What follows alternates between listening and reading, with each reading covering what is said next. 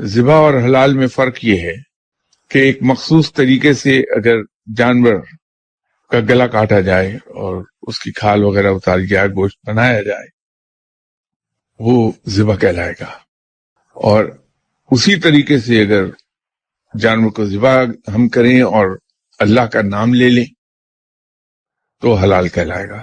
یہودی جس طریقے پہ عمل کرتے ہیں ذبح کے، اس میں شارک کاٹی جاتی ہے جانور کی اور اس کو پھر ایز اٹ از چھوڑ دیتے ہیں.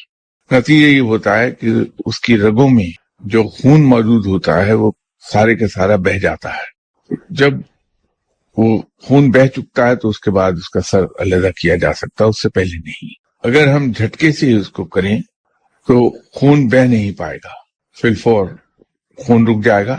اور خون میں جمنے کی صلاحیت بہت زیادہ اللہ نے رکھی ہے، فوری طور پہ جم جاتا ہے. تو وہ خون اس کے جسم کے اندر جہاں جہاں ہے وہیں جم جائے گا. ابھی جو ریسرچ ہوئی اس کے نتیجے میں یہ کہا جاتا ہے کہ خون بیکٹیریا کا بہترین کیریئر ہے.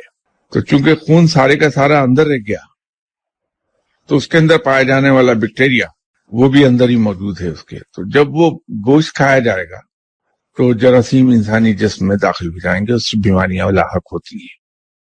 لیکن جب ہم ذبح کرتے ہیں تو خون سارا بہہ جاتا ہے اور اس کے ساتھ ہی جانور کے جسم میں پائی جانے والی بیکٹیریاز وہ بھی ساتھ ہی نکل جاتے ہیں.